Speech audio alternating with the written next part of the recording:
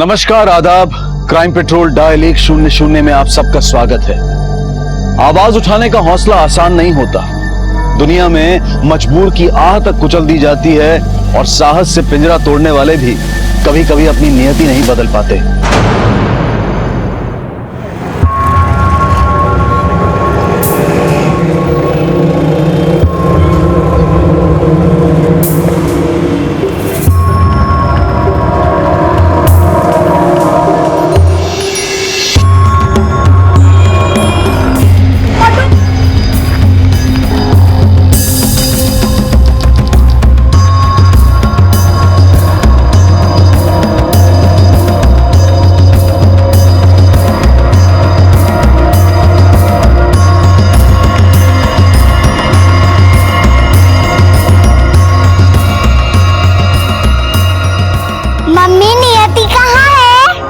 नियति कहाँ चली गई नियति? अरे नियति, नियति पकड़ी गई नियति। मामा, बाय टीचर। मम्मी आज हम लोग ने एप्पल और एंट की स्टोरी सुनी। हाँ जी। ओह, तो बेटी भी पैदा कर ली। एक्सक्यूज मी, आप होती कौन है मुझसे ये सवाल करने वाली? भूलने का नाटक कर रही है या सच में याददाश्त चली गई है? देखिए, शायद अब मुझे कोई और समझ रही है। चल बेटा।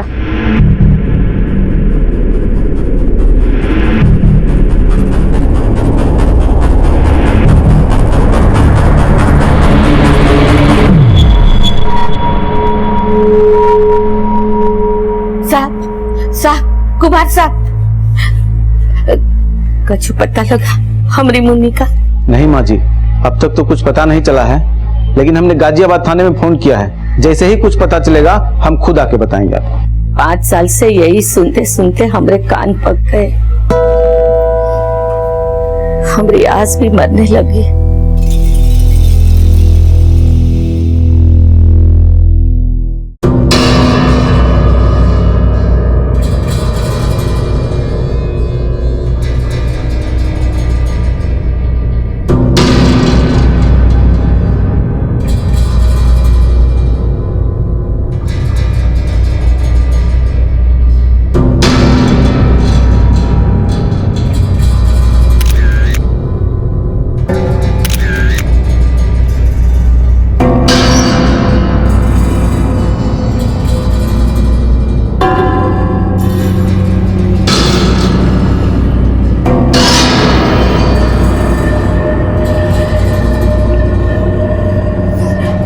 भैया, नारियल पानी कैसे दिया? भाभी 30 का एक है।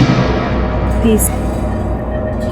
अच्छा, वो वाला 40 का एक।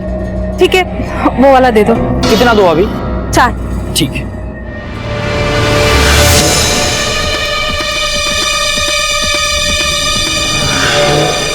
अरे ओ मैडम, रुको। ऑटो, चलो।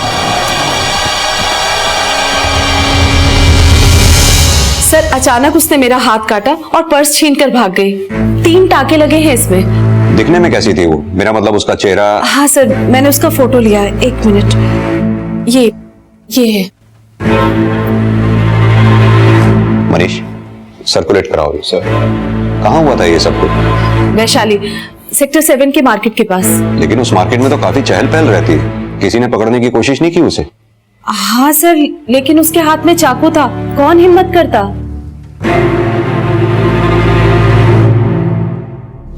आ गई श्रुति बेटा? नहीं नानी, आज मैं मम्मी को पानी पिलाऊंगी क्योंकि मम्मी मुझे रोज आइसक्रीम खिलाती है। अच्छा, थैंक यू।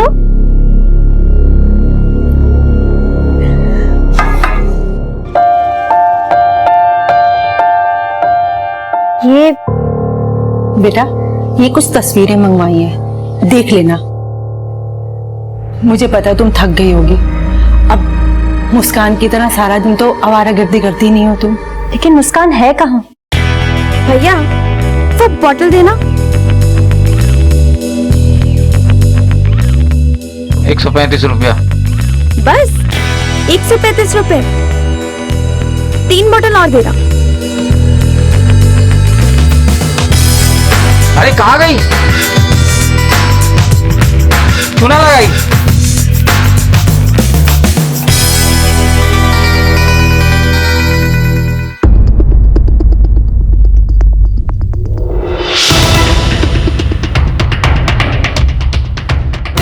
हाँ साहब, ये मैडम तो रोज मेरे पास आती है, यहाँ अपनी बेटी को आइसक्रीम दिलवाती है साहब। इसकी बेटी भी है? हाँ साहब, वो उस गली में साहब, वो है ना अपना बच्चों का वो क्रच। हाँ हाँ, शायद वहाँ इसकी बेटी जाती है। अरे जब संभलती नहीं है तो इतनी शराब पीती क्यों है? तू नहीं तो संभाला है इसको, वरना मैं तो कभी तुझ पर बोझ बनती जा रही हूँ ना मैं। सेंटी मत हो, बैठ इधर। ये सोच कि अगर माँ को पता चल गया तो क्या हो जाएगा? हंगामा। भलाई ऐसी हूं मैं। मुस्कान, ये चोट कैसे लगी तुम्हें? कीदर ने लोमड़ी को नोच लिया। श्रुति, मुस्कान आई क्या?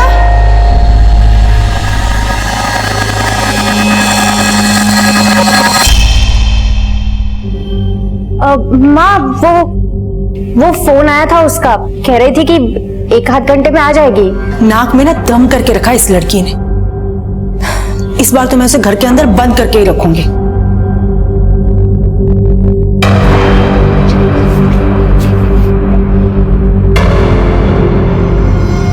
ये तो नियति की मम्मी है सर।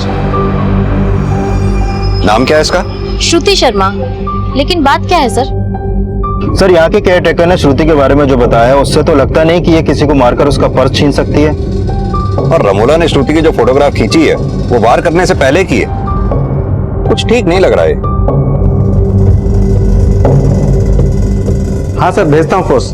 जैन सर। अरे माँ जी, हमारी मुन्नी की कोई खबर मिली? आप क्यों परेशान हो रही हैं माँ जी? हमने आपको कहा ना, जैसे ही कुछ पता चलेगा हम खुद आपको बता देंगे।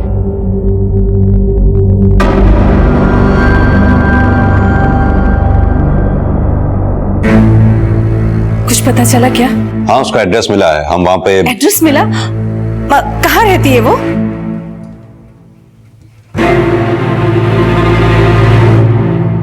सर, मुझे लग रहा है कि अपने पर्स से ज्यादा उसका एड्रेस जानने में इंटरेस्टेड है। मुझे भी ऐसा ही लगता है। जैसे रमोला श्रुति को जानती हो। एक काम करते हैं, श्रुति के पास चलते हैं, पता करते हैं श्रुति इस औरत के बारे में क्या कहती है। नहीं नहीं, श्रुति ऐसा नहीं कर सकती। एक बार के लिए अगर आप ये बात मुस्कान के लिए बोलते तो मैं मान भी सकती थी, पर श्रुति। ये मुस्कान कौन है? जी, मुस्कान मेरी बेटी है और श्रुति मेरी बेटी जैसी है। कब से रह रही है श्रुति आपके यहाँ? जी, 3 साल से। और उसका पति? उसका तो मुझे कुछ पता नहीं है, शायद डाइवोर्स हो चुका है उनका। श्रुति है कहाँ इस वक्त? सर, मैं दिलदार व्यास, यहाँ का मैनेजर। एक्चुअली हम श्रुति शर्मा के लिए आए थे। पता चला कि आज वो छुट्टी पे है। लेकिन बात क्या है सर? एक्चुअली उसने एक औरत पे चाकू से वार किया और उसका पर्स छीन लिया। श्रुति, वो तो एक चींटी भी नहीं मार सकती। ये किसने बोला आपसे? लगता है आप श्रुति को बहुत अच्छी तरह से जानते हैं। जी हाँ सर, वो मेरी एम्प्लॉय है और मैं उसको क्यों नहीं जानूंगा। वो बहुत अच्छा काम करती है सर, बहुत टैलेंटेड है। लगता है आपको किसी ने झूठ बोला है। सर, यहाँ ऑफिस में कोई भी मानने को तैयार नहीं है कि श्रुति कुछ भी गलत कर सकती है। श्रुति अगर घर से ऑफिस के लिए निकली तो यहाँ आई क्यों नहीं? अपना फोन क्यों बंद कर रखा उसने? सर, क्रैच में चल के पता करते हैं। अपनी बेटी को तो लेने आएगी वो वहां पर। लेकिन सर, श्रुति मैडम तो आज नियति को लेकर यहाँ आई नहीं। आपको इन्फॉर्म किया था उन्होंने? नहीं सर, मुझे इस बारे में कुछ नहीं बताया। आप यहाँ? हाँ सर, श्रुति के साथ साथ मुस्कान का फोन भी बंद आ रहा है, इसलिए मैं नियति को। श्रुति नियति को यहाँ भी नहीं लेके आई। हे भगवान, ये तीनों अचानक कहाँ गायब हो गए? इस केस में श्रुति का नाम एक झूठी शिकायत के बाद सामने आया, लेकिन इससे पहले कि श्रुति कोई अपनी सफाई पुलिस को देती, वो लापता हो गई और उसके साथ साथ मुस्कान और 5 वर्षीय नियति भी लापता थे। और वहीं एक दूसरे केस में पिछले 5 सालों से रश्मि अपनी गुमशुदा बेटी मुन्नी की तलाश में थी और बहुत जल्द इन दोनों केसेस के तार आपस में जुड़ने वाले थे। लेकिन उससे पहले श्रुति के खिलाफ लिखवाई गई झूठी कंप्लेंट का राज सामने आया। तो तेरे कहने के मुताबिक इस औरत ने अपना हाथ खुद काटा था? जी साहब। तो तू तब क्यों नहीं आया हमारे पास? मैं डर गया था साहब। इन दोनों को जानता है तू? नहीं साहब। सर, इसकी दुकान के पास गटर में जो बैग मिला उसमें कैश नहीं, सिर्फ खून चढ़ा चाकू है। साहब, इसी औरत ने ये बैग वहां फेंका था। कहीं ऐसा तो नहीं तू श्रुति को जानता हो, उसी ने तुझे बोला हो ये बयान देने के लिए? कसम से बोलता हूँ साहब, जो सच है मैंने आपको बता दिया। ठीक है, जा अभी तू।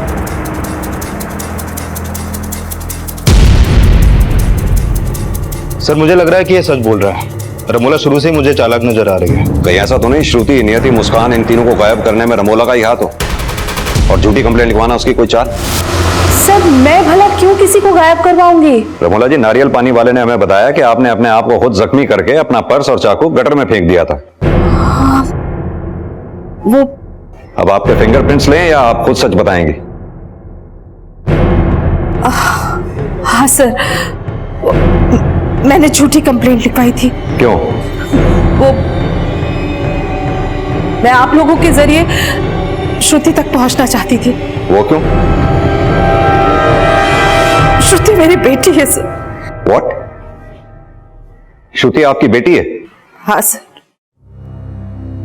5 साल से उसे तलाश कर रही थी। थोड़े दिन पहले ही वो मुझे मिली। जब मैंने उससे मिलने की कोशिश की तो उसने मुझसे अनजानों जैसा बर्ताव किया। चल बेटा। माँ हूं तेरी, कलेजे से लगाने के बजाय अजनबियों जैसा व्यवहार कर रही है मेरे साथ। अजनबी तो आपने मुझे कर दिया है। तब माँ का कलेजा कहाँ था? जब अपनी बेटी अपनी माँ की ममता और विश्वास के लिए तरस रही थी तो ना मुझे 2 थप्पड़ मार ले, पर मुझे पराया मत कर प्लीज श्रुति। अब मैंने अपने रास्ते बदल लिए हैं। मेरा आपसे कोई नाता नहीं है। बिना हाथ उठाए ही मेरे मुंह पर तमाचा मारकर चली गई वो। लेकिन ऐसा क्या हुआ था जो श्रुति आपकी ममता को कोस रही थी? वो लड़की थी सर, और हम चाहते थे कि वो अपनी मर्यादा में रहे। ऐसी क्या मर्यादा तोड़ी थी उसने? जब बेटी बिन ब्याह है अपने माँ बाप को छोड़कर अलग रहने की सोचे तो लक्ष्मण रेखा खींचनी पड़ती है सर, पर उसे हमारी ये जिम्मेदारी अत्याचार लगती थी। उसने कई बार घर से भागने की कोशिश भी की। जब जवान खून अपनों के विरोध पर उतर आए तो ममता और वात्सल्य भी बलि चढ़ जाते हैं। एक दिन जब मैं उसके कमरे में गई तो वो अपने कमरे में नहीं थी। खून के रिश्ते जब पराये हो जाते हैं तो वजह भी बड़ी ही होती है। रमोला जी, लगता है आप अभी भी सच छुपा रही हैं। एक माँ अपनी बेटी को कैसे किडनैप करा सकती है? मुझे तो लगता है कि मैं उस तक पहुंच ना जाऊं, इसलिए वो फिर से हमसे दूर चली गई है। श्रुति के साथ सिर्फ उसकी बेटी ही नहीं, उसके मकान मालकिन की बेटी मुस्कान भी गायब है। क्या? फिर से उसके साथ एक लड़की गायब है? फिर से मतलब? हाँ सर, वो 5 साल पहले जब श्रुति घर से भागी थी तो हमारी मेट को भी अपने साथ लेकर गई थी। मेट?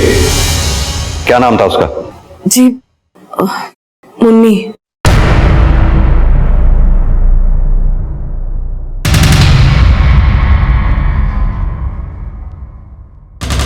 सर मुझे लगता है ये औरत जरूर कुछ छुपा रही है। पता करो ये 5 साल पहले श्रुति के भागने की वजह क्या थी और इनकी मेड मुन्नी के लापता होने का राज भी। हेलो, ठीक है। तो श्रुति और मुस्कान का फोन कल सुबह 11 बजे तक लोनी बॉर्डर पर लालबाग में एक्टिव था और उसके बाद दोनों का फोन बंद हो गया। लालबाग? पूछताछ में पता चला था कि वो वहां पर ऑटो में आती जाती थी। मैं लालबाग जाकर ऑटो स्टैंड पर पूछताछ करता हूँ, तब तक तुम उनके कॉल रिकॉर्ड से ये पता लगाओ क्या कोई लालबाग में ऐसा था जहां श्रुति और मुस्कान का आना जाना हो। सर इन तीनों को मैंने मालीवाला से अपने ऑटो में बैठाया था और यहीं पे छोड़ा था।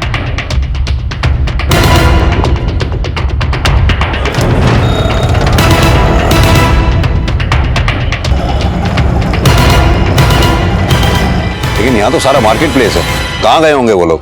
मालूम नहीं सर। एक काम करो, ये आसपास की दुकानों में पता करो, हो सकता है कोई लीड मिले। जी सर।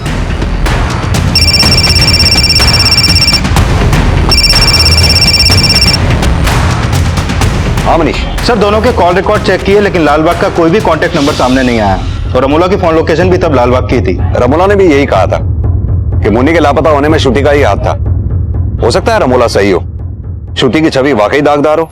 श्रुति का अतीत रहस्यों से भरा हुआ था और जो बातें अब तक सामने आई थी उन्होंने श्रुति के चरित्र पर कई सवालिया निशान खड़े किए थे। मुन्नी की गुमशुदगी के पीछे भी श्रुति का हाथ होने का बयान सामने आया और यह भी संदेह खड़ा हुआ कि मुस्कान जिस अपराध का शिकार हुई थी उसमें भी श्रुति की कोई भूमिका है। लेकिन श्रुति की जिंदगी के रहस्यों में कुछ राज 5 वर्षीय नियति से भी जुड़े हुए थे और धीरे धीरे यह केस एक ऐसी नियति की तरफ बढ़ रहा था जिसमें मां और ममता सबसे ज्यादा आहत होने वाले थे।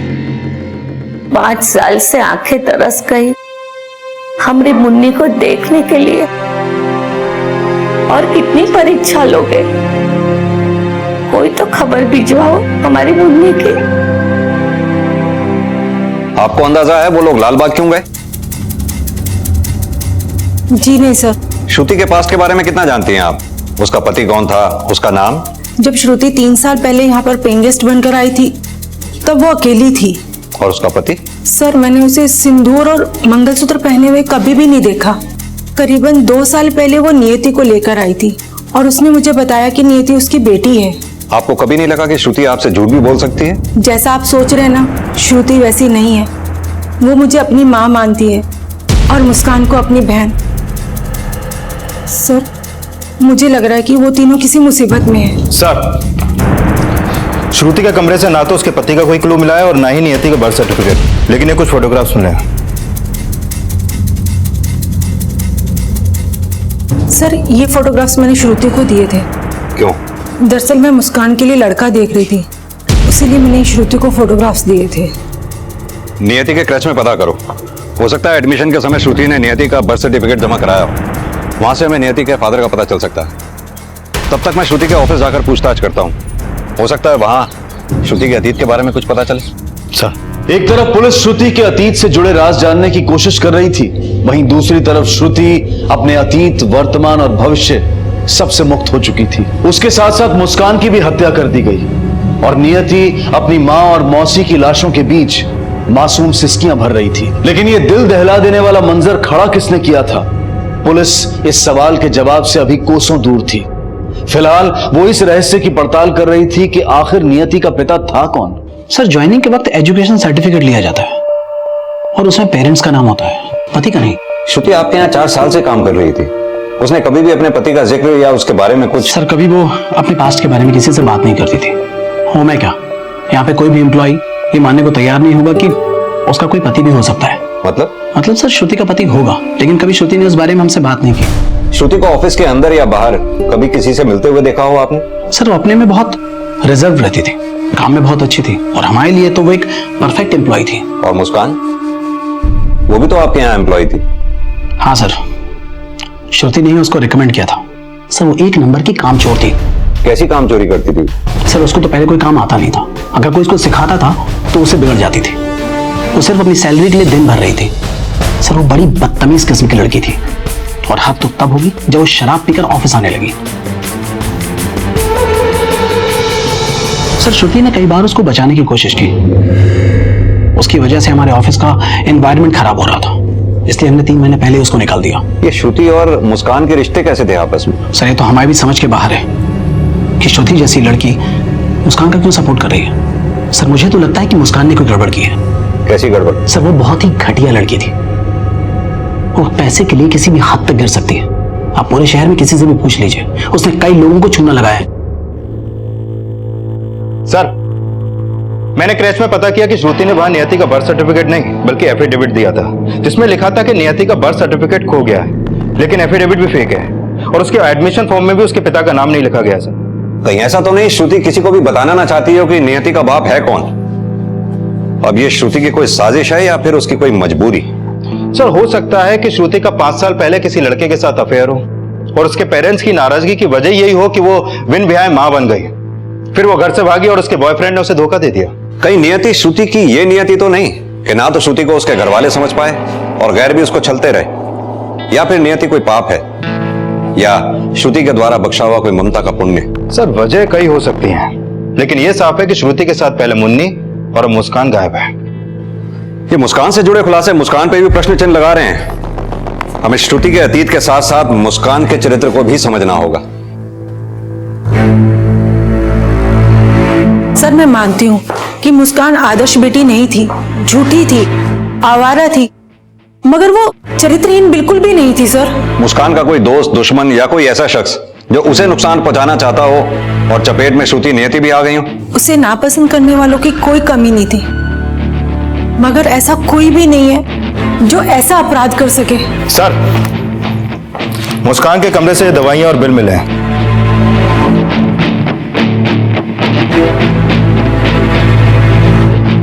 उन तीनों के लापता होने से एक दिन पहले श्रुति, नियति, मुस्कान में से किसी को चोट लगी थी? जी नहीं सर। तो फिर ये पेन किलर्स आपके यहाँ कैसे? मधु जी, आप हमसे कुछ छिपा तो नहीं रही है ना? नहीं सर, मुझे तो खुद समझ नहीं आ रहा कि अचानक ये सब हो क्या रहा है।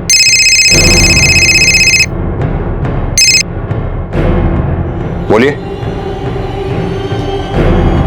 सर 5 साल पहले श्रुति के माता पिता ने श्रुति की नहीं बल्कि उनकी मेड मुन्नी की मिसिंग की कंप्लेन लिखाई थी।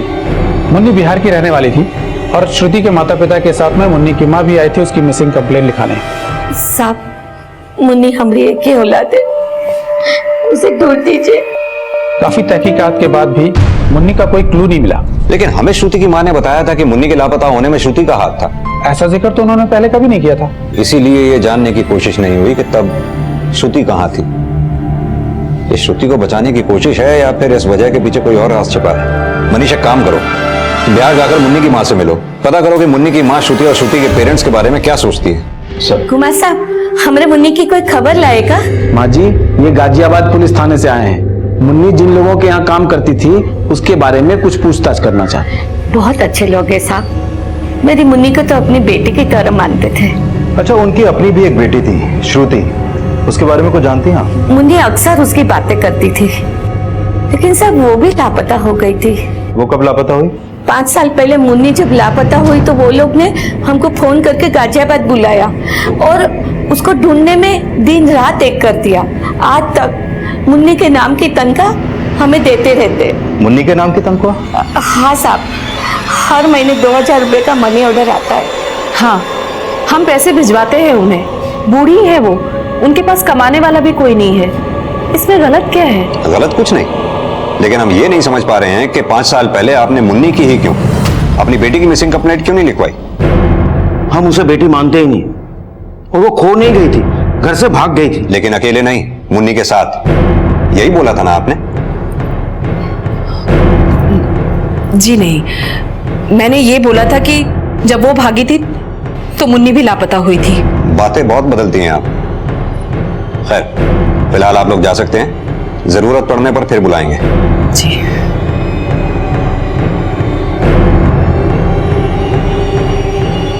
सर, क्या लगता है मुन्नी इनके षड्यंत्र का शिकार हुई या श्रुति के? इसका जवाब तो श्रुति से ही मिलेगा कि वो अब भी कोई षड्यंत्र रच रही है या किसी षड्यंत्र का शिकार हो रही। सर, मैंने श्रुति और मुस्कान के मैनेजर दिलदार के कॉल रिकॉर्ड चेक किए हैं। इसमें ऐसा बहुत कुछ है जो हमसे छुपा रहा है। श्रुति मेरी एम्प्लॉय थी और मेरी रोजाना उससे फोन पर बात भी होती थी, लेकिन उसका कतई मतलब नहीं है कि मैंने उसका किडनैप किया हो। गायब तो मुस्कान भी है, उससे भी तुम्हारी रोज फोन पे बातें होती थी। सर, वो मुझे फोन किया करती थी। लेकिन 6 अक्टूबर को जब श्रुति और मुस्कान का फोन लाल बाग में बंद हुआ तो तुम्हारे फोन की लोकेशन भी लाल बाग की थी। चक्कर क्या है? क्या जरूरत थी उस लड़की से मिलने की? मुसीबत के सिवा उसने कुछ दिया है? उसके वजह से 5 साल से रोज पुलिस स्टेशन के चक्कर काट रहे हैं हम। और 5 साल से एक माँ अपनी बेटी से मिलने के लिए भी तो तरस रही है। उसका क्या, वो जैसे भी है तो हमारी बेटी ही ना। खबरदार जो उसे बेटी कहा तो दोबारा मेरी मर्जी के खिलाफ गई तो उसकी तरह तुझसे भी नाता तोड़ लूंगा मैं। और सिर्फ 6 अक्टूबर को ही नहीं, तुम्हारे फोन की लोकेशन ऑफिस आवर्स के अलावा श्रुति के फोन के लोकेशन से मैच होती है। क्या चक्कर था तुम्हारा श्रुति के साथ? सर, जैसा आप सोच रहे हैं वैसा कुछ भी नहीं। तो फिर कैसा है मैनेजर साहब, तुम ही बता दो। मैं श्रुति से प्यार करता था, लेकिन कभी उससे कहने की हिम्मत नहीं जुटा पाया और श्रुति ने भी कभी इंटरेस्ट नहीं दिखाया। सर, मैं सिर्फ उसका पीछा करता था, उसको देखे बिना रहा नहीं जाता था। मैं किसी न किसी तरह उससे मिलने के बहाने ढूंढा करता था। अच्छा? मैं सच बोल रहा हूँ सर, मैंने 6 अक्टूबर को भी उसको लिफ्ट देने के बहाने उसके घर के पास गया, लेकिन वहां नियति और मुस्कान भी थी। उन तीनों ने ऑटो पकड़ा और फिर मैं उस ऑटो का पीछा करने लगा। लालबाग जाके उन्होंने ऑटो छोड़ दिया और मुझे कार पार्किंग की कोई जगह नहीं मिली और श्रुति क्रॉसिंग से मुड़ गई थी। मैंने वहीं खड़े होकर तकरीबन 1 घंटे तक उसका इंतजार किया कि वो वापस आए, लेकिन वो वापस नहीं आई। तो फिर मैं वहां से चला गया था। चलो माना कि तुम सच बोल रहे हो, लेकिन श्रुति और मुस्कान लालबाग गए क्यों? मुझे क्या पता सर। किसी से उनको मिलते देखा वहां? नहीं सर। तुम पिछले 1 साल से श्रुति का पीछा कर रहे हो, क्या कभी इस दौरान किसी ऐसे आदमी को श्रुति से मिलते देखा हो जो श्रुति को नुकसान पहुंचा सकता हो? हाँ सर, करीब 1 हफ्ते पहले श्रुति एक आदमी से मिली थी। वो आदमी श्रुति को डांट रहा था और उसने उसको थप्पड़ भी मारा था। मैं उनकी बात सुन नहीं पाया, लेकिन हाँ कोई बात जरूर थी सर। कौन था वो? मेरा मतलब दिखने में कैसा था वो? आप श्रुति से मिले थे ये मान लिया, लेकिन अब आप भी ये भी मान लो कि श्रुति को आपने ही। सर आप जैसा सोच रहे हैं वैसा कुछ भी नहीं सर। मैं तो सिर्फ इसलिए मिला था कि मुझे रमोला ने कहा था कि वो अभी इसी शहर में है, और मैंने श्रुति से कह दिया कि वो अब हमारे घर में घुसने की सोचे भी ना। कहीं ऐसा तो नहीं कि रमोला श्रुति को घर लाना चाहती थी और आपने इसी खुंदक में? सर मैंने कुछ नहीं किया, और आप भी उसे अच्छा समझने की भूल ना करें। लेकिन उसके बुरा होने का कोई सबूत तो दो। उसका किसी से रिश्ता था, वो घर छोड़ के क्यों भागी? नियति किसकी बेटी है, कुछ तो बोलो। सर मैं बस इतना जानता हूँ कि मैंने अपनी इज्जत बचाने की बहुत कोशिश की, लेकिन वो हमारे मुंह पे कालिक पोतकर भाग गए, और 24 घंटे बाद हमने सिर्फ मुन्नी की मिसिंग रिपोर्ट लिखवाई। 24 घंटे तक उन्होंने मुझे भी कमरे में बंद रखा। वो इतना गुस्से में थे कि घर में तोड़फोड़ करते रहे। ठीक है, आप जा सकती हो।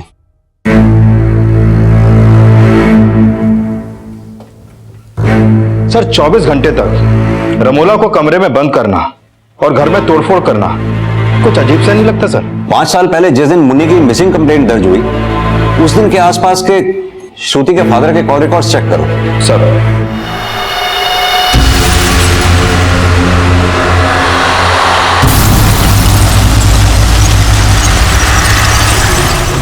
ये सब क्या हो रहा है? आप लोग ऐसे कैसे? सर्च वारंट है हमारे पास। आपने कहा था 5 साल पहले जब श्रुति और मुन्नी गायब हुई थी, तब इन्होंने आपको 24 घंटे कमरे में बंद रखा था। क्या आप जानती हैं जिस दौरान आप कमरे में बंद थी तब ये क्या कर रहे थे? मुन्नी की मिसिंग कंप्लेंट लिखवाने के 1 दिन पहले आपने सीमेंट और टुकड़ियों का ऑर्डर दिया था। क्या मैं जान सकता हूं क्यों? सर घर के बैकयार्ड में इसका जवाब मिल गया है।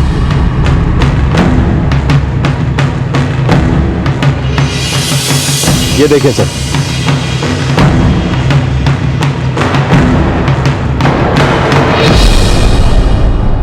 ये पैच कैसा है? सर आपको कुछ गलतफहमी। ठीक है, तो फिर गलतफहमी दूर कर लेते हैं। मनीष खुदवाओ उसे।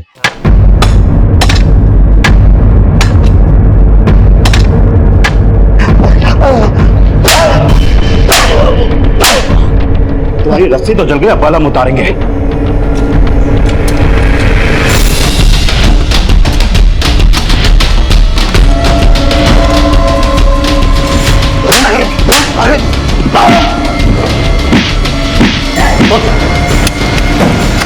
एक मिनट।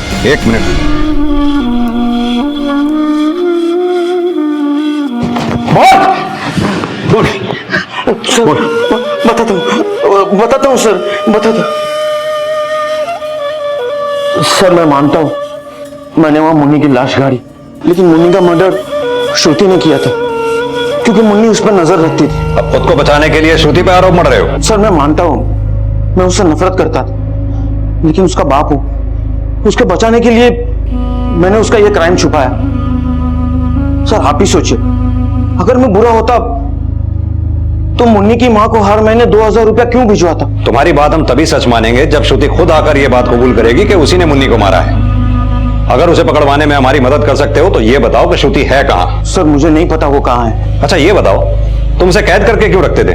क्या किया था उसने? सर वो आवारा लड़की थी। किसके साथ आवारागर्दी करती थी? सर मुझे नहीं पता वो कौन था।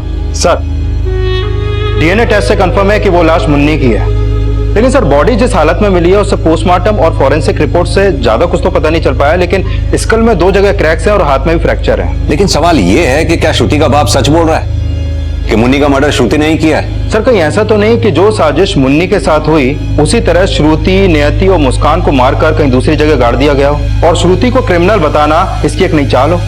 सर आपने जो कॉल रिकॉर्ड चेक करने के लिए कहा था वो मैंने चेक किए।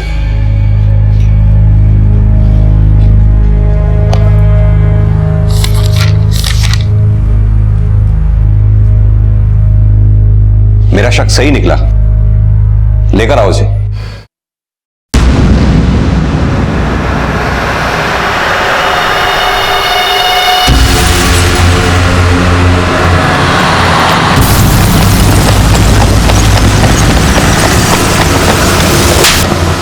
तो श्रुति के भैया जी, तुझे क्या लगा था तुझे यहां नहीं बुलाया जाएगा? 23 मई 2011 की रात जब मुन्नी का मर्डर हुआ और श्रुति घर से भागी, उसी रात तूने 9 बजे अपने नोएडा के हॉस्टल से चेकआउट किया। तेरी फोन के लोकेशन के मुताबिक उस रात तू घर गया। अब तू खुद बता तूने वहां क्या कांड किया। ये ऐसे नहीं बताएगा। सर गलती हो गई सर माफ कर दो सर, गलती हो गई। 23 मई की रात तूने अपनी बहन श्रुति और मुन्नी के साथ जो जो कुछ किया सब सच सच बता। बोल।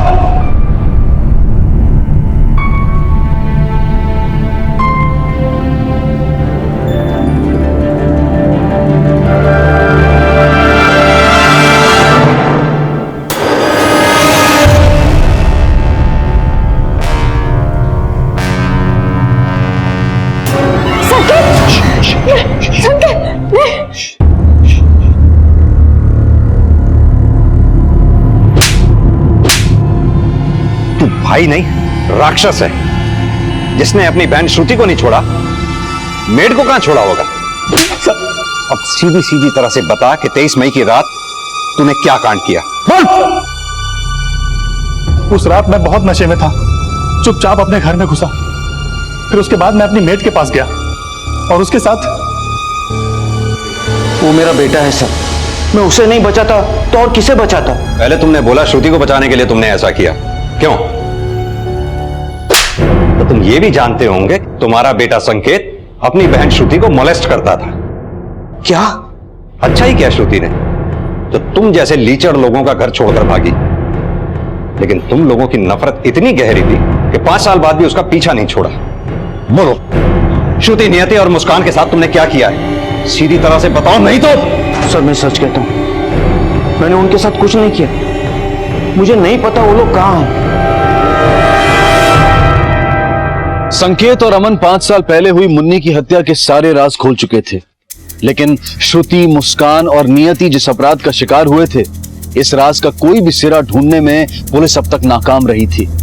और यह सवाल भी अभी तक वैसा ही बना हुआ था कि नियति का पिता कौन था। अगर इन बाप बेटे ने इन्हें किडनैप नहीं किया तो फिर श्रुति, नियति, मुस्कान के साथ हुआ क्या है? कहीं ऐसा तो नहीं इस सवाल का जवाब नियति के बाप से जुड़ा हो? हेलो, ठीक है, हम अभी आते हैं। सर, नियति वर्धमान हॉस्पिटल में रास्ते में जख्मी हालत में मिली है। नियति बेटा, आप हमसे बात कर सकती हो?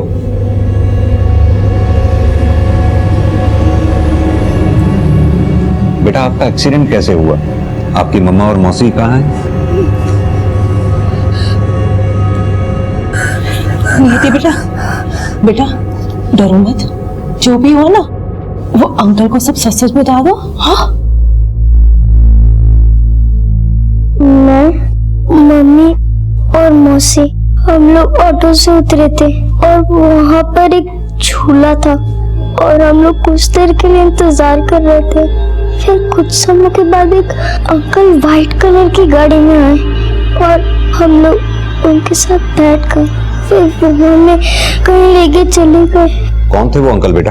मुझे नहीं पता, पर वो अंकल बहुत गंदे थे, बहुत गंदे।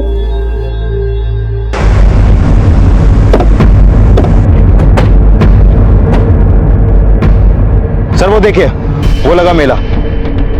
नियति ने भी यही कहा था, उसे किसी स्टोर में रखा गया था। हो सकता है गोडाउन हो। मनीष, पता करवाओ जरा। सर।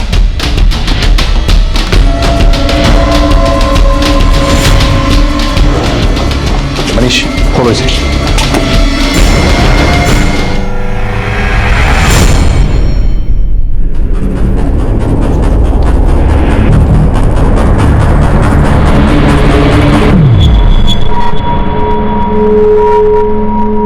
सर, मैंने अपने गड्ढे खुद खोदे।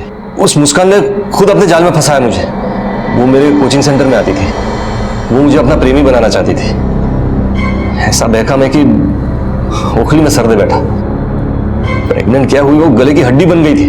डॉक्टर बोला अगर ऑपरेशन करवाया, एबॉर्शन करवाया तो मुस्कान मर जाएगी। साल भर झेला उसे, लेकिन जब बेटी पैदा हुई तो उसे अनाथ आश्रम में रख दिया और मुस्कान से नाता तोड़ दिया मैंने। महीने भर पहले मेरी नीति लिखने के लिए मुझे ढूंढ निकाला। सर वो आए दिन मेरे आसपास मंडराती रहती थी। एक दिन मैंने उससे साफ साफ बात की। अब बता क्या चाहती है तू? तुमने तो बोला था बीवी बनाओगे मुझे। एक प्रेग्नेंट लड़की को झूठी आस दे रहा था। श्रुति को लेकर वो मेरे घर के बाहर आई और बोलने लगी कि नियति को मैंने अपना नाम नहीं दिया तो वो मुझे पुलिस के हवाले कर देगी। जैसे तैसे उसको शांत किया मैंने और अगले दिन मिलने के लिए बुलाया।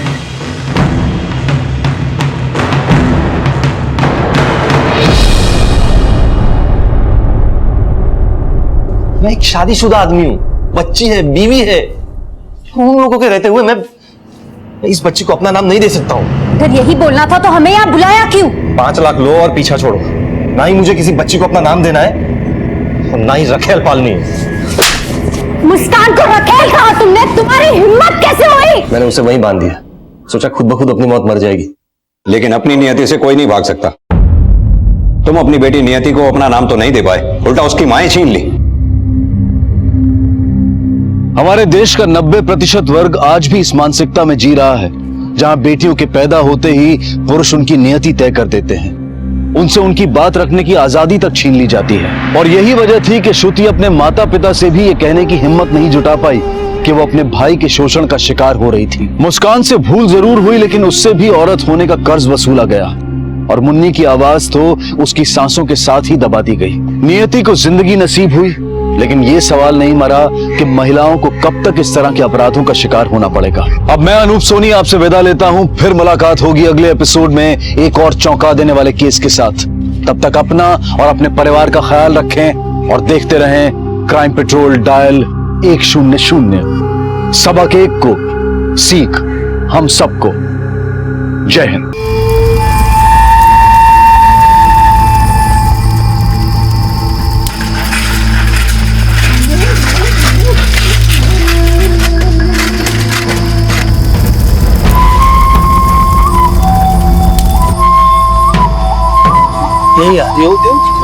अरे क्यों बाद में लड़ाई झगड़े पे आ जाओ। अरे काटिया, क्या हुआ? क्या हुआ?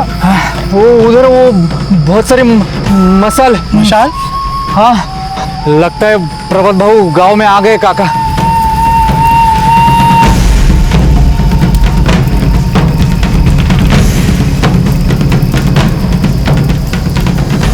गोविंद से बाबा, गोविंद से बाबा। दाखो तो तुला, दाखो तो तुला, दाखो तो तुला।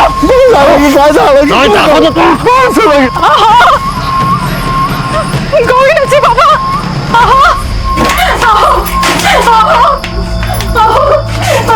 गोविंद से बाबा। मेरा बात सुनो बाबू, मेरा बात सुनो, मेरा बात सुनो, मेरा बात सुनो बाबू। गोविंद से बाबा।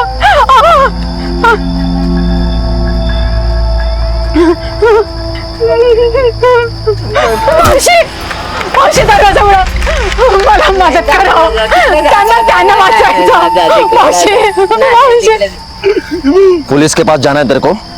हाँ? पुलिस के पास जाना है तेरे को? ए, क्या रे? माझ्यावर चला, त्यांना वाचवायचं, चला ना। बहू को झूठ बोला है बहू, मेरा बात सुनो ना बहू।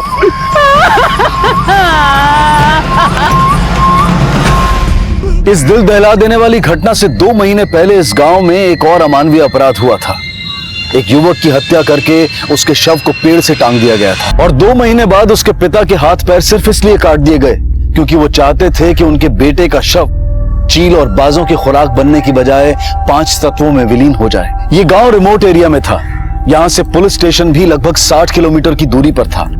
इसलिए ना तो पुलिस को इन घटनाओं की कोई जानकारी थी और ना ही गांव के लोगों में प्रभात मोर्चा के खिलाफ आवाज उठाने का साहस। आखिर कौन था प्रभात और क्यों बना था प्रभात मोर्चा, जिसका आतंक सहने पर मासूम गांव वाले मजबूर थे?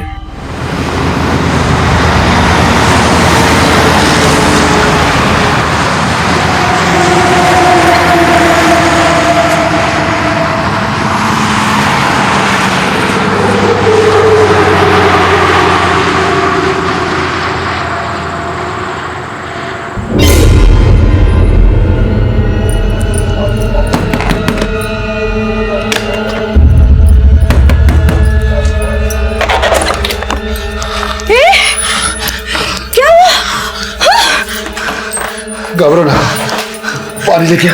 हाँ, हे भगवान, इतनी चोट। हाँ, कैसे लगी? हाँ, कहीं वो प्रभात मोर्चा ने? प्रभात मोर्चा सब तुम्हारे उस लाड प्यार और ममता के चक्कर में हो गया। 8 महीने से अपने बेटे की शक्ल नहीं देखी, और आप हो कि मुझे ही कोसते रहते हो। तो क्या करूं? हाँ?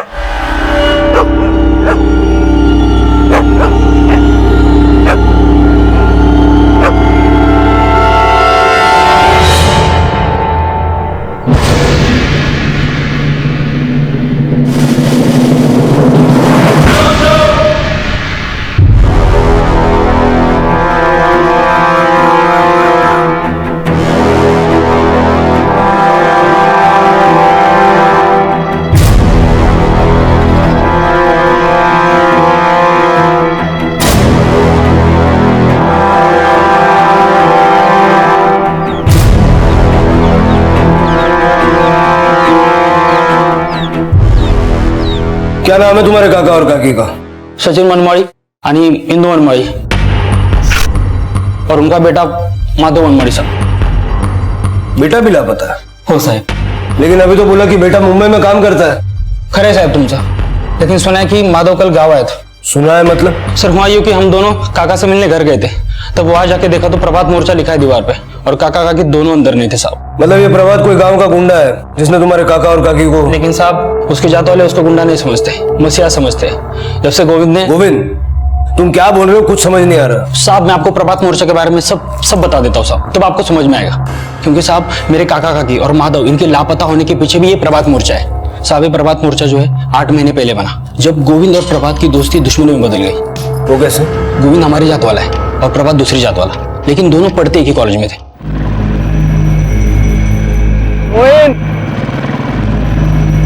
कैसा है? बैठ जा। और गोविंद और प्रभात पक्के दोस्त थे साहब, लेकिन दुश्मनी की वजह बनी कविता। कविता? ये कविता कौन है? भानु देशपांडे की बेटी साहब, प्रभात की जाती वाली थी, लेकिन गोविंद से प्यार करती थी। लेकिन साहब पूरा गांव गोविंद और कविता के रिश्ते के खिलाफ था, और प्रभात भी जात पात को लेकर बड़े कट्टर विचार वाला था। और जिस दिन गोविंद कविता को भगा के शादी करने वाला था, उस दिन प्रभात ने ना सिर्फ गोविंद की दोस्ती का, गोविंद कविता अगर भाग गया तो फिर से वापस आया साहब, अपने खौफ का साया छोड़ने के लिए। धीरे धीरे प्रभात का प्रभात मोर्चा बना, और साहब ये प्रभात मोर्चा वाले जो लोग हैं ना, वो हमारे जात वाले से गोविंद की जरूरत का बदला लेते हैं साहब। और सर जब भी कोई ऐसा कांड हमारे लोगों के साथ होता है, तब ये प्रभात मोर्चा वाले लोग पीड़ित के घर के बाहर प्रभात मोर्चा ऐसा लिखते हैं, जैसे कि काका काकी के घर के बाहर भी लिखा है साहब। तेरे काका के आस पड़ोस वालों ने कुछ भी नहीं बताया कि वहाँ क्या हुआ? साहब किसी ने कुछ देखा भी होगा ना, तो भी प्रभात मोर्चा के खिलाफ कोई कुछ बोलेगा नहीं साहब। सुना है कि कल रात माधव बस अड्डे पे उतरा तो सूरज पाटिल और उसके आदमी ने बहुत पीटा उसको। ये सूरज कौन? जमींदार दिगांत पाटिल का इकलौता बेटा है साहब। दरअसल मेरे काका उन्हीं के यहाँ साफ सफाई का काम करते हैं। दिगांत पाटिल और सूरज पाटिल का प्रभात मोर्चे से क्या कनेक्शन? साहब प्रभात उन्हीं की जात वाला है ना, और जब से प्रभात मोर्चा बना है तब से दिगांत और सूरज पाटिल ही क्या, उनकी हर एक जात वाला हमारी जात वालों को आग दिखाता है साहब।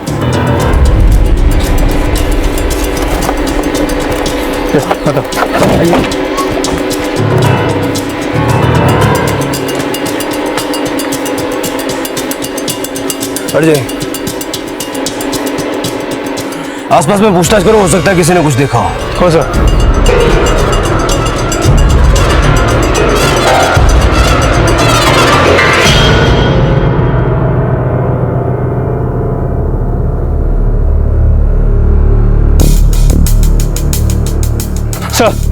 आस पड़ोस में कोई कुछ बताने को तैयार नहीं है। साहू, सचिन दिगंत पाटिल के यहाँ काम करता था। सचिन के बेटे की सूरज के साथ मारपीट की बात भी सामने आई है।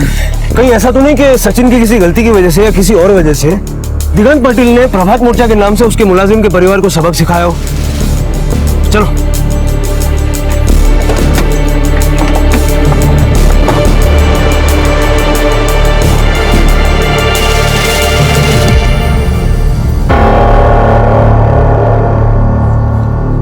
दिगंत पाटिल तुम्हीच का? हो, बोला। और ये आपका बेटा सूरज? जी। काय काम काढलं? नहीं, आज ये सरकारी मुलाजिम हमारे घर में। आपका मुलाजिम सचिन अपने बीवी बच्चों समेत गायब है, पता होगा ना आपको? तो मैं भी हैरान हूँ। ये 2 दिन से काम पे नहीं आ रहा था ना। हाँ, अपने बेटे से पूछा आपने? सुना सूरज ने सचिन के बेटे की कल बहुत पिटाई की। उसको गांव में आना मना है। तो क्या है, वो तो पंचायत का फैसला है ना। पंचायत भी तो आप ही लोग चलाते हैं। वैसे मैंने सुना है कि इस गांव पे वर्चस्व प्रभात मोर्चा का है। हाँ, प्रभात और प्रभात मोर्चा इस गांव की ढाल है, रक्षक है हमारे। किससे रक्षा करते हैं? उन गरीब बेसारों से जो 2 वक्त की रोटी के लिए आप जैसों के मोहताज है। इंस्पेक्टर, ये आधी अधूरी जानकारी लेके आप पूरी बात बताइए ना, मैं पूरी बात सुनूंगा। हाँ तो सुन लीजिए और समझ भी लीजिए। प्रभात और प्रभात मोर्चा अगर नहीं होते तो ये गोविंद जैसे न जाने कितने हमारे बहू बेटियों का जीना मुश्किल करते थे। हाँ, चल तिकड़े,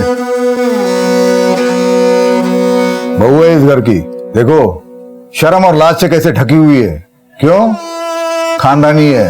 अगर दूसरे किसी भी जात का कोई भी इसको बुरी नजर से देखेगा तो उसको सबक सिखाना कर्तव्य है हमारा। क्या है? कर्तव्य है कि नहीं? और जिस माधव की पैरवी करने आप आए हो ना, उसी ने गोविंद को बढ़ावा दिया कि हमारी जात वाली लड़की को भगा के ले जाए। तो जहां से आया ना वही भेज दिया उसको। कहाँ भेज दिया? अरे दाव देना, नरक में गया होगा, वही जगह उसके लिए ठीक है। ये गांव तो नरक बनने से बच गया ना। तो आप और आपके प्रभात मोर्चा का मिशन गांव को स्वर्ग बनाना है। जरा बताएंगे आपके इस प्रभात मोर्चे का कर्ता कहाँ मिलेगा? वो मसीहा है हमारा, मसीहा। उसका पता तो फरिश्ता भी नहीं बता सकता। आपके इस मसीहा की पड़ताल में अब हम लग गए। देखिएगा कहीं आप भी लपेटे में ना आ जाएं। सचिन, माधव और इंदू की गुमशुदगी की वजह जानने के लिए हमें प्रभात और प्रभात मोर्चे को जानना होगा। पता करो ये गोविंद कहाँ रहता था और ये प्रभात मोर्चे से जुड़े हुए लोग कौन कौन है, और ये प्रभात कहाँ रहता था। मासूम गांव वालों के लिए प्रभात किसी भूत से कम नहीं था, जो गांव में अपने मोर्चे के साथ आकर तबाही और अत्याचार का मंजर खड़ा करता था। लेकिन गांव में कोई भी ये पता होने का दावा नहीं करता था कि प्रभात अब कहां रह रहा था, और ना ही ये बात पूरी तरह से स्पष्ट थी कि उसने वाकई में अपने दोस्त गोविंद की हत्या की थी। और उस हत्या के बाद कविता अब कहां थी, इसका भी कोई पुख्ता स्पष्टीकरण नहीं था।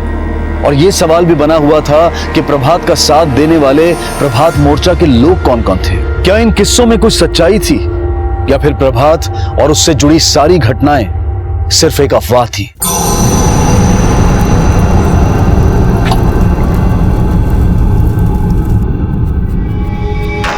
आप हमें कुछ मत पूछे सर, मी तुमच्या पाया पडते।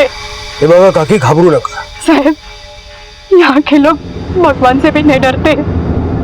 अगर हम कुछ बोलेंगे तो मेरे बेटे की तरह मेरे पति को लाश बनाकर पेट पेट लटका देंगे साहब। आपके पति है कहाँ? मैं तुमसे पाया पड़ते सर, आप कुछ मत पूछिए, हमें हमारे हाथ पे छोड़ दो सर, कहीं विचार में कहा। हाँ साहब। ओ इंस्पेक्टर साहब, ये लाश जहां थी ना वहीं पे रहने दीजिए। प्रभात मोर्चा को अगर पता चल गया ना तो एक गोविंद के जात वालों का जीना मुश्किल हो जाएगा। जीना मुश्किल तो तेरे प्रभात और उसके मोर्चे के आतंकियों का हम करेंगे। 8 महीने से ये बॉडी यहाँ लटक रही थी, किसी ने पुलिस को सूचित नहीं किया। प्रभात भाव के खिलाफ जाने की किसी में हिम्मत नहीं है यहाँ पे। अब अगर किसी ने यहाँ लॉ एंड ऑर्डर के साथ खिलवाड़ किया ना तो बचेगा नहीं। बॉडी को पोस्टमार्टम के लिए भेजो, और कोई रास्ते में आए तो उसको अरेस्ट करो। सर चला रे।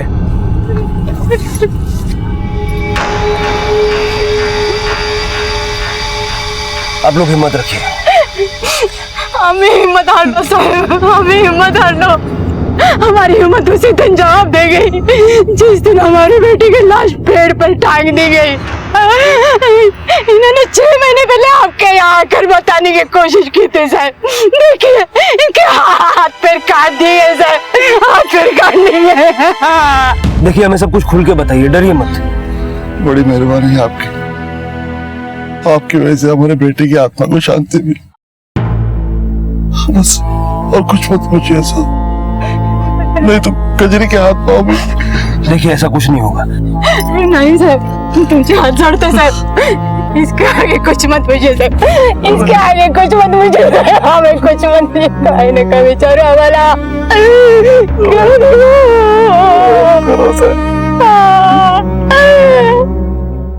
पिछले 8 महीनों से प्रभात मोर्चा के लोगों ने इस गांव में आतंक फैला है। सुनने में आया है कि इस गिरोह के लोग रात को अपने मुंह पे सफेद कपड़ा और चश्मा लगा के अपनी वारदातों को अंजाम देते हैं, लेकिन गोविंद की हत्या के अलावा और किसी की हत्या की बात सामने नहीं आई। ना ही इंदु, माधव और सचिन की तरह कोई गुमशुदा हुआ है। जिन भी घटनाओं के बारे में पता चला है वो गुंडागर्दी या धमकी से रिलेटेड है। लेकिन साहब मुझे लगता है कि सचिन, इंदु और माधव गुमशुदा नहीं है, बल्कि उनकी भी हत्या हुई है। और ये प्रभात जिस बिल में छुप के बैठा है ना, उसकी खबर सूरज पाटिल और दिगांत पाटिल को जरूर है। इनके कॉल रिकॉर्ड से करवाओ और पिछले 8 महीनों की इनकी सारी एक्टिविटीज चेक करो। हो सर। हाँ लोखंडे बोला। ठीक है, मला SMS कर। फिर इस प्रभात के माँ बाप के बारे में पता चला है गोविंद की मौत के बाद वो पुणे शिफ्ट हो गए थे।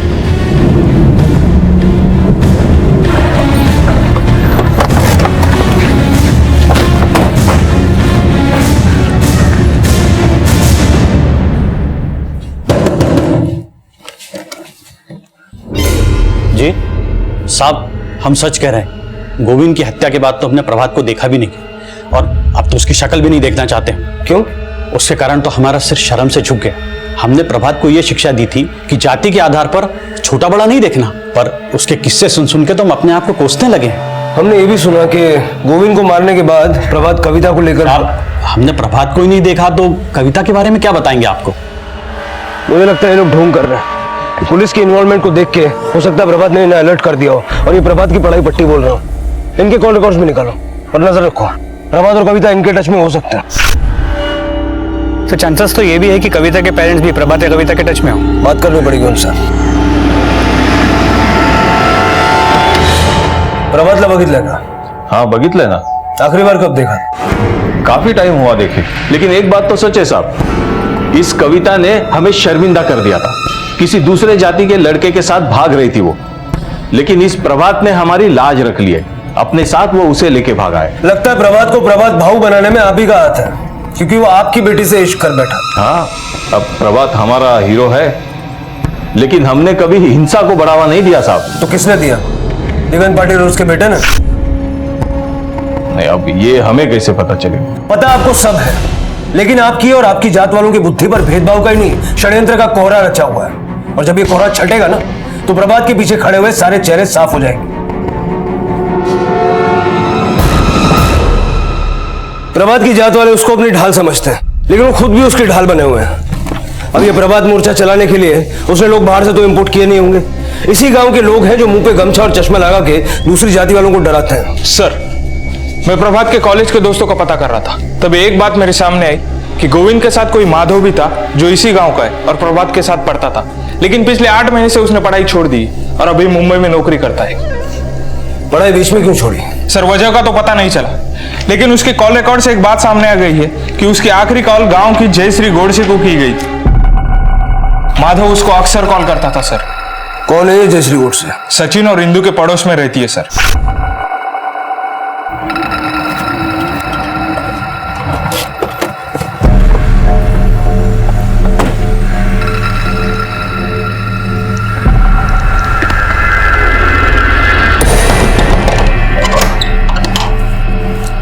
जी साहब। जयश्री गोडसे यहीं रहती है? जी, वो मेरी पत्नी है, लेकिन आप यहाँ साहब? हमें उससे बातचीत करनी साहब, उसकी तबीयत ठीक नहीं है। हम उसे कोई तकलीफ नहीं देंगे, उससे कुछ पूछताछ करनी है।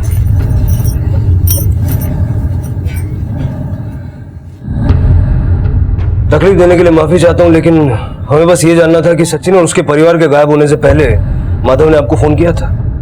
क्या बात हुई थी आपकी उससे?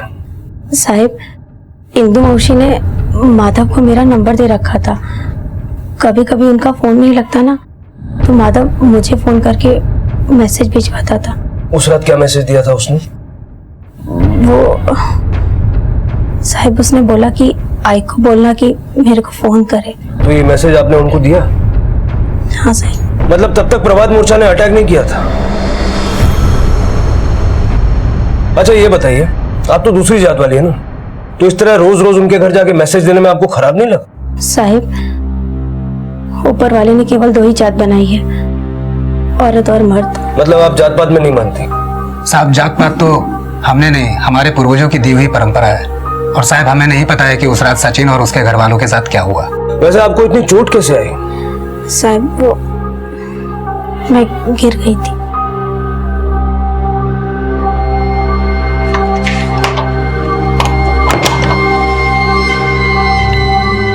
दवा क्यों नहीं लगाया? चलो आप, मैं लगा देता हूँ। सर, गोविंद की पोस्टमार्टम रिपोर्ट, सर पे गहरी चोट का निशान है, हाथ और पांव भी काटे गए हैं, शायद किसी कुल्हाड़ी से।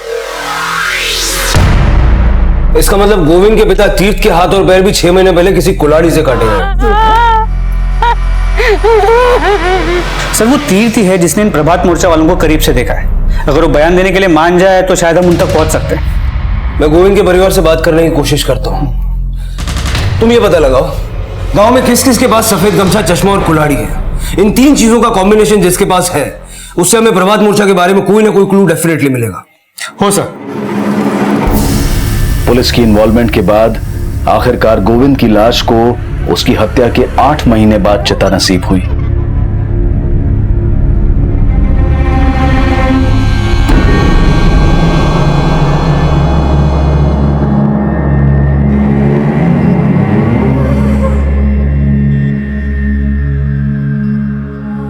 पुलिस एक तरफ प्रभात मोर्चा से जुड़े लोगों का पता लगाने का प्रयास कर रही थी, वहीं दूसरी तरफ गोविंद के पिता से भी बयान लेने की कोशिश की जा रही थी। देखिए, मैं समझता हूं कि आप किस मुसीबत और दर्द से गुजरे हैं। सिर्फ इतना बता दीजिए, वो कौन लोग थे जिन्होंने सफेद गमछा और चश्मा लगा के आपके हाथ पैर। साहब, आपने हमारे बेटे को चिता दिलाकर बहुत एहसान किया। अब हम आशीर्वाद के सिवा कुछ नहीं दे सकते। हमारा सहारा नहीं रहा, लेकिन हम मरते दम तक एक दूसरे का सहारा बने रहना चाहते। आपसे कुछ बोला तो क्या पता एक दूसरे का मुंह भी देखने को तरस जाए।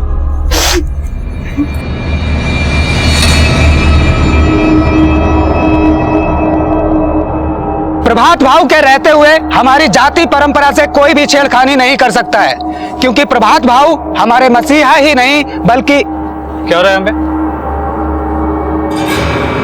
अच्छा, तो यहाँ होती है प्रभात मोर्चा की भर्ती, और ये भर्ती तुम करते हो? अरे नहीं नहीं साहब, ऐसा नहीं है। तो यहाँ क्या मुफ्त में प्रवचन दे रहे थे? अरे साहब, ये हमारे गांव की चौपाल है, हम लोग तो यहाँ रोज ही आते हैं, और भाव ने यहाँ पर अपनी फोटो लगा दी तो हम उसको हटा थोड़े ना सकते हैं। प्रभात आता है यहाँ पे? हाँ साहब, कभी कभी। तुमने देखा है उसे? हाँ साहब, देखा है, लेकिन यहाँ नहीं। फिर कहाँ? साहब, गांव की सड़क के पास देखा है। नमस्कार भाव। आखिरी बार कब देखा था? साहब, काफी दिन हो गए, और मैंने अकेले ही थोड़ी ना देखा है, पूरे गांव वालों ने देखा है साहब। तुम में से किस किसने देखा है उसे? अरे साहब, एक थोड़ी ना है, आप सबसे पूछ लो। प्रभात भाव हमारे लिए हीरो हैं, हम सभी के लिए मसीहा हैं। एक क्रिमिनल तुम लोगों के लिए हीरो है? मेरे लिए ही नहीं, सब बोलते हैं, क्योंकि भाव से सब डरते हैं साहब। मैंने खुद अपनी आंखों से देखा है साहब। एक हट्टा कट्टा दूसरी जात वाला पहलवान आदमी हमारी जात वाले को पीट रहा था। मेरे सामने उल्टा बोलता और भाव ने उसको ऐसा तोड़ा कि मैं देखता रह गया। साहब, उसी दिन मैं समझ गया कि प्रभात भाव हमारी जाति वालों के लिए एक दिन मिसाल बनेंगे, लेकिन हमें ये नहीं पता था कि भाव जो है मर्डर भी कर देंगे। सर, और 2 कुल्हाड़ी मिला है। चलो।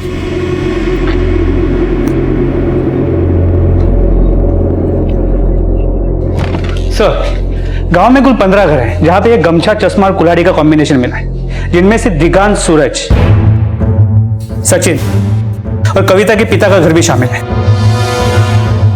दिगांत और सूरज पाटिल तो हमारे सस्पेक्ट्स हैं ही। कविता के बाप का भी गोविंद को मारने का मोटिव हो सकता है। अब बस देखना यह है कि सबूत किसके खिलाफ मिलता है। सर, एक और आदमी है जिसके पास तीनों का कॉम्बिनेशन मिला है, और वो प्रभात मोर्चा से भी जुड़ा हो सकता है। कौन? अरविंद गोडसे। सभी 15 कुल्हाड़ियों को फॉरेंसिक टेस्ट के लिए भेजो। हो सर। सफेद कपड़े और काले चश्मे के बाद अब कुल्हाड़ी के जरिए प्रभात और प्रभात मोर्चा से जुड़े लोगों तक पहुंचने की कोशिश की जा रही थी, लेकिन फोरेंसिक जांच ने इस केस को दिशा देने की बजाय कई और पेचीदा सवालों में उलझा दिया। सर, फोरेंसिक रिपोर्ट में दिगंत, सूरज और कविता के पिता के घर से मिले कुल्हाड़ी पे नहीं, बल्कि सचिन के घर पे मिले कुल्हाड़ी के पीछे वाले हिस्से पे ब्लड के ट्रेसेस मिले, जो गोविंद के खून के साथ मैच करता है। साहू, कहीं ऐसा तो नहीं कि सचिन ने प्रभात के साथ मिलकर गोविंद का खून किया हो? पॉसिबल है, क्योंकि सचिन पहले प्रभात के घर पे साफ सफाई का काम करता था। प्रभात ने शायद उससे पैसे देकर मर्डर करवाया, और सचिन और उसकी फैमिली का गायब होना इस डील का हिस्सा हो। इसलिए जब हम सचिन के घर पे गए। लेकिन गोविंद की हत्या के 8 महीने बाद ऐसा क्या हुआ होगा कि सचिन ने? सर, हाईवे के पास खेत में बॉडी के कुछ कटे हुए हिस्से मिले।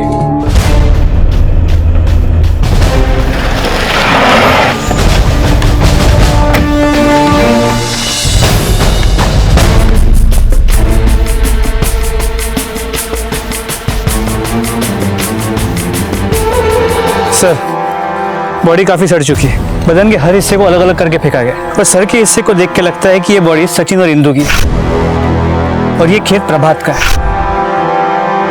बॉडी पार्ट्स को पोस्टमार्टम के लिए भेज दो। हो सर। सर, सचिन और इंदु की पोस्टमार्टम रिपोर्ट, हत्या गला घोट के की गई है। गला घोट के? लेकिन प्रभात मोर्चा वालों के हाथ में तो हमेशा कुल्हाड़ी रहती है, फिर हत्या गला घोट के क्यों की गई? सर, कहीं ऐसा तो नहीं कि सचिन की हत्या उसी के जात वालों ने की हो और घर के बाहर लिख दिया प्रभात मोर्चा? सब कोई हमारी जाति वाला काका काकी को क्यों मारेगा?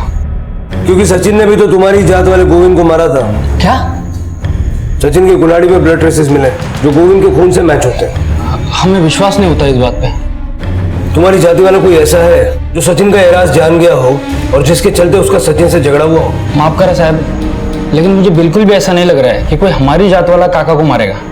अगर समझो काका को मार भी दिया तो काके को क्यों मारेगा? सचिन और इंदु की हत्या के तार अभी तक प्रभात मोर्चा से जोड़कर देखे तो जा रहे थे, लेकिन पुलिस प्रभात और प्रभात मोर्चा से जुड़े तार नहीं जोड़ पाई थी। माधव की लाश ना मिलने पर पुलिस इन हत्याओं में किसी दूसरे एंगल की संभावना को भी खंगालना चाहती थी, और माधव से जुड़े खुलासों ने इन संभावनाओं में भी संदेह की कई तस्वीरें खड़ी कर दी। सर, माधव के मुंबई वापस पहुंचने के बारे में कुछ पता नहीं चला, लेकिन उसके कॉल रिकॉर्ड्स और सोशल नेटवर्किंग साइट के मैसेजेस को पढ़ने से पता चला है उसके और जयश्री गोडसे के बीच में एफआईआर चल रहा था। दोनों के मैसेजेस और मेल्स पढ़ के ऐसे लगता है कि गोविंद के मर्डर के पहले माधव खुद मुंबई नहीं गया, बल्कि उसे गांव से निकाला गया। और सचिन भी माधव और जयश्री के एफआईआर के खिलाफ था। मतलब बाप और बेटे के बीच जयश्री भी तकरार की एक वजह थी, और माधव के गांव आने का पर्पस जयश्री को भगा ले जाना था। तो साहब, मैं माधव के साथ भागना चाहती थी क्योंकि मैं माधव से प्यार करती थी। लेकिन तुम तो शादीशुदा हो। अरविंद ने कभी भी मेरे साथ बीवी जैसा बर्ताव नहीं किया। वो बात भी करता था तो मार के करता था। कितनी बार करा? कितनी बार हुआ?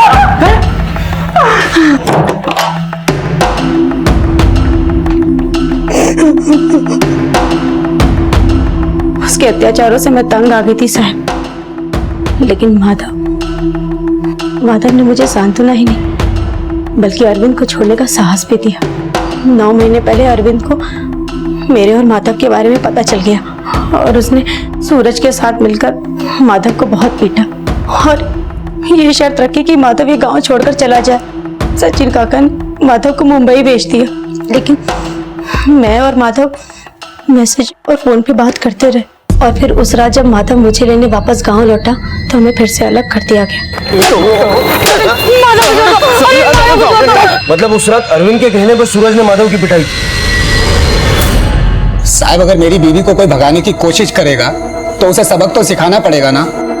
तो तू उसे जान से मार देगा? साहब, मैंने किसी को जान से नहीं मारा है। तूने सिर्फ उसी को नहीं, सूरज के साथ मिलके उसके आई बाबा को भी मारा है। साहब, मैं मानता हूँ कि माधव के साथ मेरी दुश्मनी थी, लेकिन मैंने किसी को जान से नहीं मारा है। तुझे कैसे पता चला कि माधव गाँव वापस लौट रहा है? साहब, वो सचिन दिगान काका के यहाँ बोलने आया था कि उसने माधव को गाँव वापस बुलाया, क्योंकि वो लोग कुछ दिन के लिए उसके साथ मुंबई जा रहे हैं। मैंने सचिन को अच्छी तरीके से बोला था कि गाँव वापस नहीं आएगा माधव, और जब मैं बस स्टॉप पे माधव को सीधा करने के लिए गया तो पता चला वो जयश्री को भगाने के लिए आया है। तो उस रात माधव के साथ उसके आई बाबा को भी अरविंद ने मार दिया? नहीं साहब, उस रात तो अरविंद मुझे यहाँ घर लेकर आया था और अगली सुबह तक साहब वो मेरे साथ जातियां करता रहा। उस रात अरविंद कैसे उनको मार सकता है? तूने नहीं तो सूरज ने उनको खत्म किया होगा। सूरज ऐसा नहीं कर सकता है, क्योंकि जब मैं जयश्री को लेकर घर पे पहुंचा तब उसका फोन आया। उसने मुझे फोन पे बताया कि उसने माधव को बहुत पीटा है और वापसी की बस पे चढ़ा दिया है, और फिर सूरज वहां से अपनी आइटम के पास चला गया।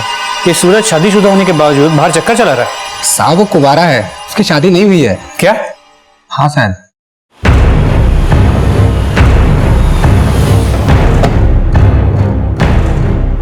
ओ इंस्पेक्टर, अंदर कहाँ जाएंगे? इंस्पेक्टर साहब, बाबा बखाना। अरे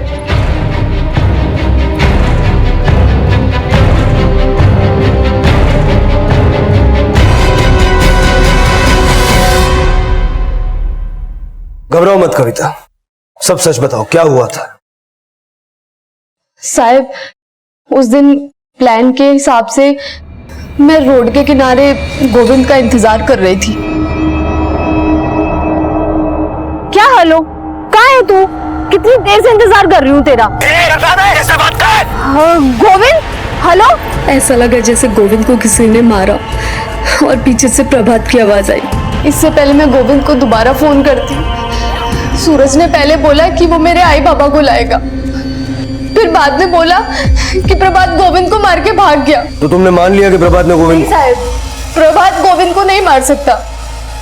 प्रभात ये जात पात में विश्वास नहीं रखता था, यहाँ तक कि हमारे भागने का इंतजाम भी प्रभात ने किया था। गोविंद को किसी और ने मारा साहब।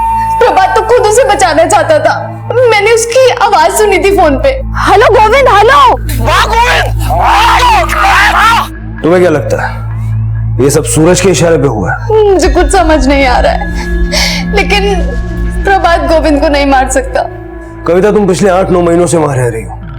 दिगंत या सूरज पाटिल के बारे में कोई भी ऐसी बात जानती हो जो हमें गोविंद के मर्डर या प्रभात मोर्चा की असलियत तक जाने में मदद करे? साहब, एक बात अजीब सी है, मैंने सूरज को कई बार एक सफेद गमछे और काले चश्मे में घर में आते जाते देखा था। एक मिनट ठाकुर सिंह, अंदर जाके देखो। नहीं, एक मिनट नहीं, ये वहां से लेके आओ। आप हमारे घर में क्या ढूंढ रहे हो?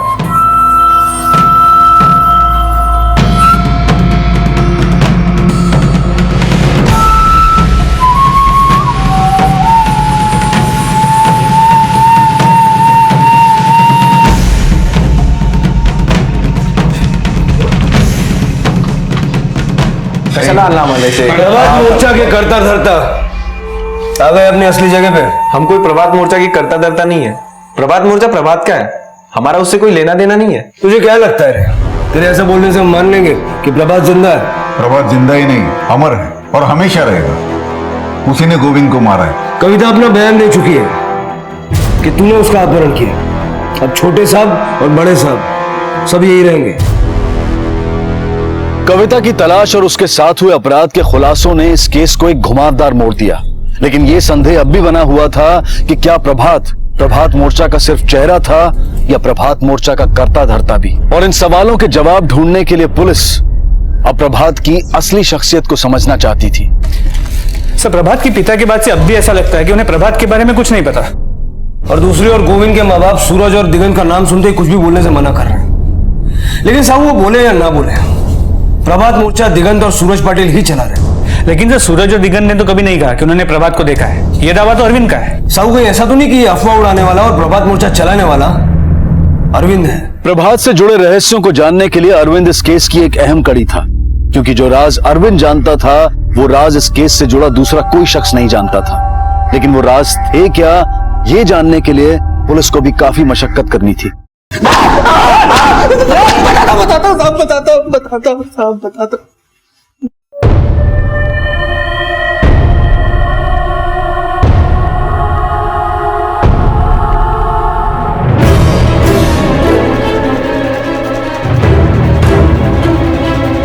मारना तो मैं माधव को चाहता था, लेकिन दिगांत काका के आगे मेरी एक भी नहीं चली। मुझे बहुत गुस्सा आया, लेकिन उन्होंने मुझे 2 टूक सुना दी। अरे पागल हो गया क्या?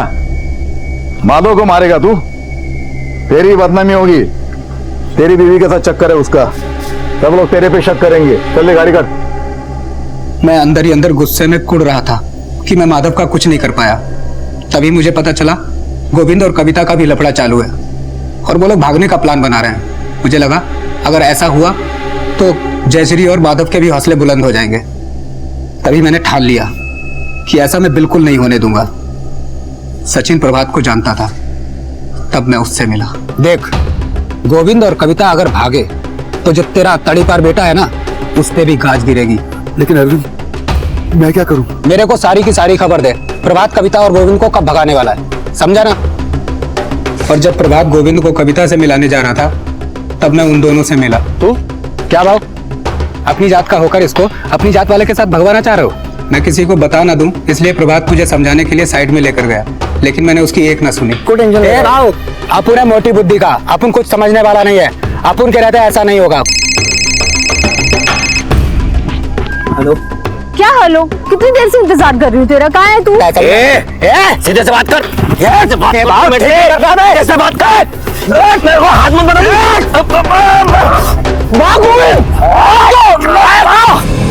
प्रभात की लाश को मैंने जमीन में दफना दिया, क्योंकि वो हमारी जात वाला था।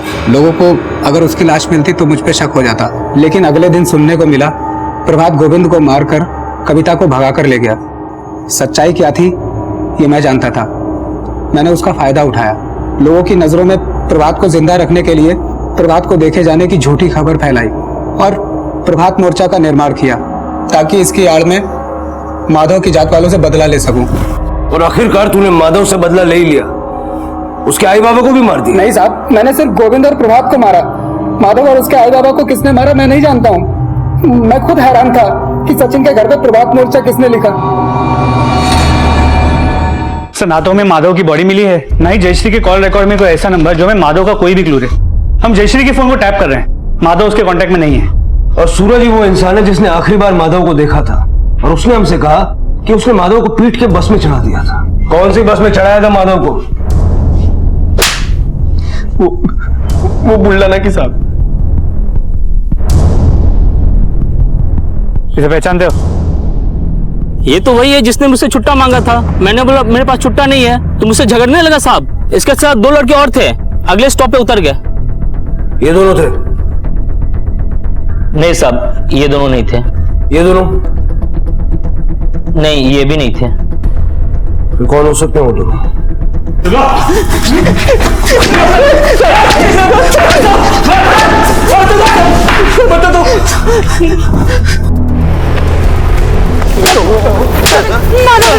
तुम्हारा घुसना नहीं इस गांव में।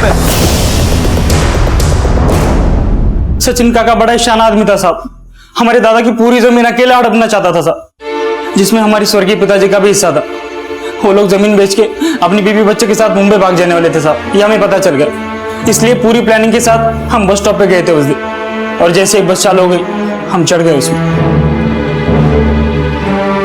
साहब हम माधव को बोले कि उसे डिस्पेंसरी ले जा रहे और खेत में ले जाके मार दिया साहब। हम कहाँ जा रहे हैं? कहाँ जा रहे हैं हम? कहाँ जा रहे हैं साले? कहाँ जा रहे हैं हम? कहाँ जा रहे हैं हम? ए किशोर, पागल हो गया क्या? कुत्ते को मार रहा है। पागल तो तू बना रहा है बुड्ढे। हमारी हिस्से की जमीन बेचेगा तो? हाँ? तेरे बेटे को तो हमने मार दिया, अब तुम दोनों को मार के सारी जमीन हमारी। दिलीप पकड़ इनको, पकड़ साले। अब क्या करना है? देख, यहाँ सामने प्रभात की खेती है। हाँ। ये सब टुकड़े लेके वहां जाके फेंकते। गांव वालों को लगेगा कि प्रभात नहीं मारा इनको। चल फेंक देते। चल। काका काकी की लाश को प्रभात की खेती में फेंकने के बाद हम फिर घर आए साहब, और वहां दीवार पे प्रभात मोर्चा लिख दिया ताकि शक हम पे ना जाए साहब।